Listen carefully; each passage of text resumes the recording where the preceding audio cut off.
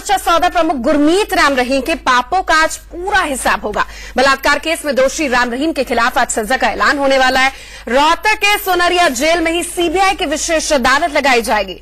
जज justice Jagdeep Singh helicopter के जरिए पंचकुला से रोहतक के सोनरिया जेल पहुंचेंगे और लगभग दोपहर 2:30 बजे राम रहीम को सजा सुनाएंगे। सीबीआई राम रहीम के लिए उम्र कैद की सजा मांगेगी। सजा से पहले पंजाब हरियाणा में हाई अलर्ट है। रोहतक में धारा 144 लागू है। सिरसा में सुरक्षा के कड़े इंतजाम है।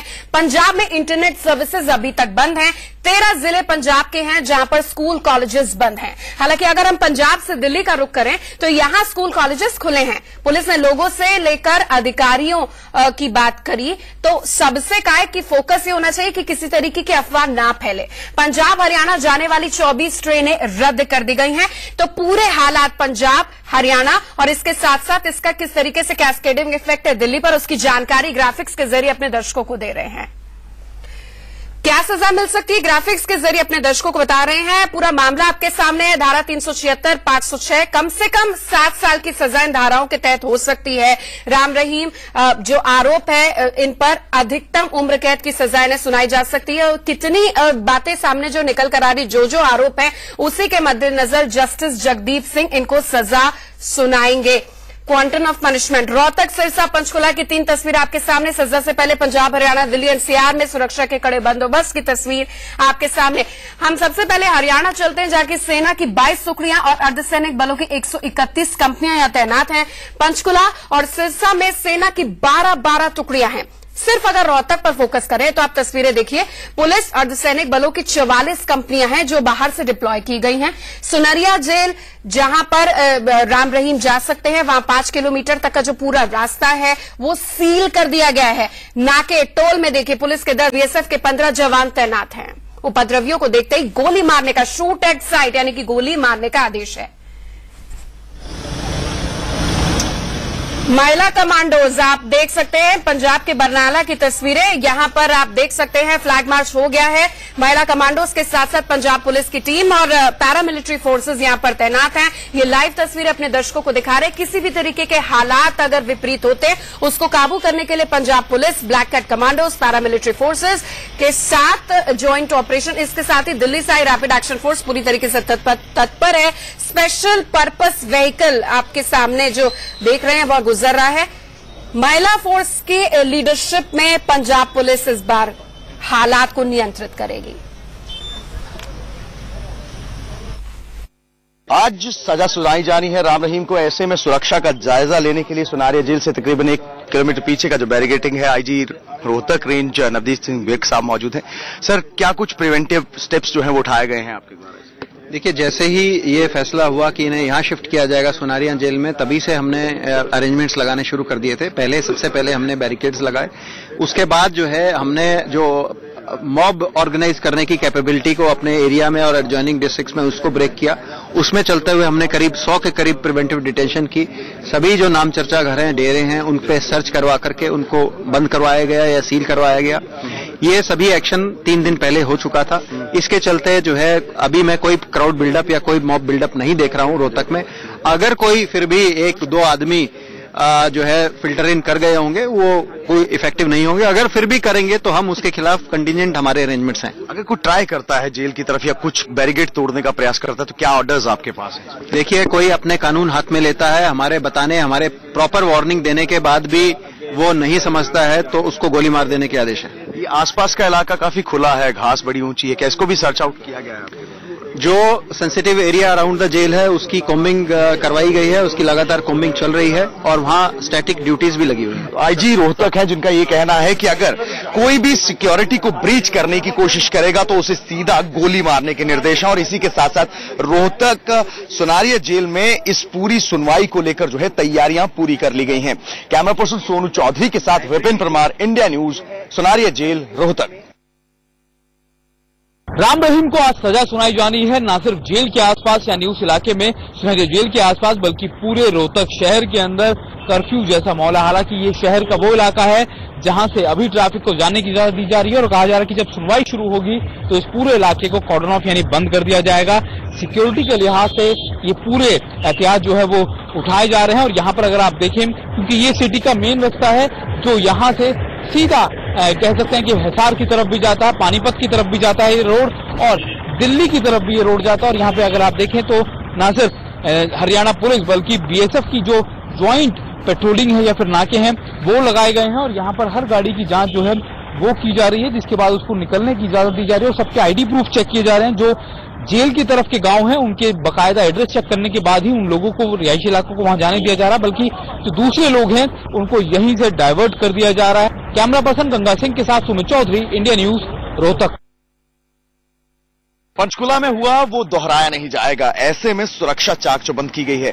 खासतौर पर मीडिया पर जिस तरह से अटैक्स हो रहे हैं उसको लेकर देखते हुए सीआईएसएफ की एक टुकड़ी जो है वो तैनात की गई है।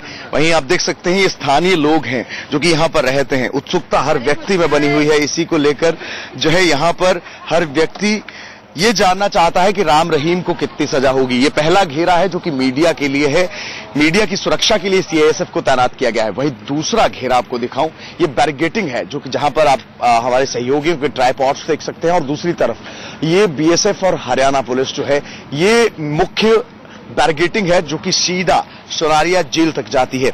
वहीं दूसरी और उत्सुकता की बात अगर करें तो यहां पर आप देख सकते हैं ये गांव को रास्ता जाता है। यहां पर कुछ युवा जो है वो ये भी जानने के लिए उत्सुक हैं कि राम रहीम 2:30 बजे जब फैसला आएगा तो कितनी सजा जो है राम रहीम को सुनाई जाएगी। आप देख सकते हैं यहाँ पर लगातार लोगों का आना जाना जारी है। यहाँ पर सुरक्षा बलों के द्वारा इन्हें खड़ा नहीं होने दिया जा रहा। पंचकुला एक डेवलप्ड सिटी है, ऐसे में डेरा समर्थक कहां बैठे थे, किस पार्क में बैठे थे, किस सेक्टर में बैठे थे, ये जानना बहुत आसान था। लेकिन इस इलाके के बारे में आपको थोड़ा सा दिखाएं तो ये जो इलाका है ये सोनारिया से तकरीबन 1 किलोमीटर, जेल से 1 किलोमीटर पीछे का इलाका है। आप देख सकते हैं हर तरफ आपको ये घास, बड़ी बड़ी घास जो है वो दिखाई देगी, और डेंस इलाका है, डेंस जो है पूरा का पूरा घना ग्रीनरी आप यहां पर देख सकते हैं। ऐसे में ये जो सामने आप एक टीला सा देख रहे हैं, इसके बिल्कुल दूसरी तरफ जो है वो सोनारिया जेल है। चैलेंज अभी भी बरकरार है, चुनौती यही है कि इस बड़ी बड़ी घास का सहारा लेते हुए कोई जेल की तरफ डेरा समर्थक ना बढ़े। कैमरा पर्सन सोनू चौधरी के साथ विपिन परमार, इंडिया न्यूज, रोहतक। बलात्कार के दोषी राम रहीम की सजा को लेकर के जहां रोहतक में सुरक्षा व्यवस्था कड़ी की गई है, वहीं सिरसा में भी हाई अलर्ट है। सिरसा में जहां हम बात करें 25 तारीख से कर्फ्यू लग गया था, तो वहीं आज क्योंकि मामले पर सजा सुनाई जानी है, ऐसे में एहतियात के तौर पे सुरक्षा व्यवस्था और कड़ी की गई है। डेरे में अभी भी बात करें तो तकरीबन 22,000 के करीब जो समर्थक हैं अभी भी मौजूद हैं, और डेरे के आसपास जो है सेना का जमावड़ा है, सेना ने बाकायदा नाकेबंदी की गई है। हालांकि आज जो है मीडिया को भी यहाँ पर डेरे से तकरीबन 4 किलोमीटर दूर रखा गया है। यहाँ पर नाकेबंदी की गई है, यहाँ पर किसी भी वाहन को आने जाने से रोका जा रहा है। इसके साथ साथ क्योंकि कर्फ्यू है, इसके चलते हर चौक चौराहे पर यहाँ पर नाकेबंदी की गई है ताकि कोई भी वाहन शहर की तरफ प्रवेश ना कर सके। तो ऐसे में सुरक्षा व्यवस्था यहाँ पर कड़ी गई। इसके साथ साथ अगर हम बात करें तो देर रात यहाँ से क्योंकि 34 बच्चों को भी डेरे से मुक्त कराया गया था, और ऐसे में अभी भी अगर हम बात करें तो जो लोगों को निकालने का सिलसिला है वो सुबह तक जारी रहा, लेकिन फिलहाल फैसला आने तक उस सिलसिले को रोक दिया गया। और जैसा कि बताया गया है कि आज रात के बाद सेना डेरे में प्रवेश करके डेरे को खाली करवा सकती है। सिरसा से कैमरामैन अरुण के साथ दीपक शर्मा, इंडिया न्यूज।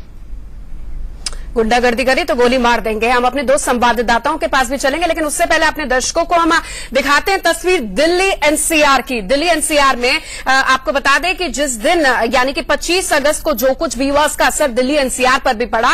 तो अब कोई होटल ना जले, कोई ट्रेन ना रोकी जाए, उसको लेकर यहां पर सुरक्षा बल पूरी तरीके से तैयार है। फ्लैग मार्च हो चुका है। दिल्ली, गुरुग्राम, गुड़गांव, गाजियाबाद की तस्वीर अपने दर्शकों को दिखा रहे हैं। जितने भी बॉर्डर प्वाइंट्स हैं वो सील कर लिए गए हैं। पुलिस सघन तलाशी अभियान चेकिंग जो कर रही है। दिल्ली में जहां जहां गुरमीत राम रहीम के पोस्टर हैं या उनके अनुयायी हैं, वहां पर तो विशेष तौर पर निगरानी रखी जा रही है। मैं सीधे चलती हूं अपने 2 सहयोगी के पास। मेरे साथ यतेंद्र सिरसा यानी कि डेरा प्रमुख मुख्यालय से यतेंद्र मौजूद है। सुमित मेरे साथ रोहतक से अपडेट देंगे, लेकिन सबसे पहले मैं चलूंगी रोहतक सुमित के पास। सुमित, पूरा रोहतक छावनी में तब्दील है, मल्टी लेयर सिक्योरिटी है, 2:30 बजे का सबको इंतजार है फैसले का। क्या तस्वीरें आप दिखाएंगे? देखिए, सबसे पहले तो मैं आपको वो तस्वीर दिखाता हूं जिसके आगे सिर्फ और सिर्फ गोली मारने के आदेश है। गोली मारने के लिए इसलिए क्योंकि ये वो आखिरी बैरिकेडिंग है निहारिका, जिसके आगे किसी भी सिविलियन को जाने नहीं दिया जाता। मेरे सीधे हाथ की तरफ और उल्टे हाथ की तरफ दोनों गांव हैं, सुनहरिया खुर्द और सोनहरिया, और यहाँ के लोग बागों को भी उनके एड्रेस प्रूफ के बिना कल ही अनाउंसमेंट कर दिया गया था कि अगर आप घर से निकले तो हालांकि आप 2 बजे के बाद घर से नहीं निकलेंगे, लेकिन अगर आप सुबह भी अगर निकलते हैं तो अपने एड्रेस प्रूफ या फिर कोई ऐसा आईडी प्रूफ लेकर निकलना होगा जिससे एस्टेब्लिश हो कि आप इसी गांव के रहने वाले हैं। इसके अलावा इस बैरिकेडिंग के आगे सिर्फ और सिर्फ जेल प्रशासन के अधिकारी जो हैं या फिर जो ड्यूटी पर काम कर रहे हैं वो ही लोग जा सकते हैं, इसके आगे कहीं नहीं जाने दिया जाएगा। और इससे आगे अगर हम चले करीबन 14 किलोमीटर से ही जो नाके हैं वो लगाने शुरू कर दिए गए हैं, वो बीएसएफ के और जो ज्वाइंट पेट्रोल आईटीबीपी बीएसएफ और जो हरियाणा पुलिस है वो 6 या 7 जगह पर जो है लगातार जो बैरिकेडिंग कर गाड़ियों को या फिर जो लोग इस तरफ आएंगे उनको रोकने की पूरी तैयारी की जा चुकी है। ठीक है सुमित, आप हमारे साथ बने रहिए। मैं यतेंद्र के पास चलती हूँ, सिरसा से मेरे साथ मौजूद है यतेंद्र। लगातार बीते 4 दिनों से सिरसा के हालात रिपोर्टिंग आप अपने दर्शकों को विजुअल्स के रूप में दिखा रहे हैं। मैं जानना चाहूंगी डेरा प्रमुख मुख्यालय की सुरक्षा और इस बार किसी तरीके का उपद्रव ना हो उसको कुचलने की तैयारी, यानी कि अगर बवाल किया तो गोली मारने के जो आदेश है, इस बार हरियाणा पुलिस कितनी सतर्क और सख्त दिख रही है आपको?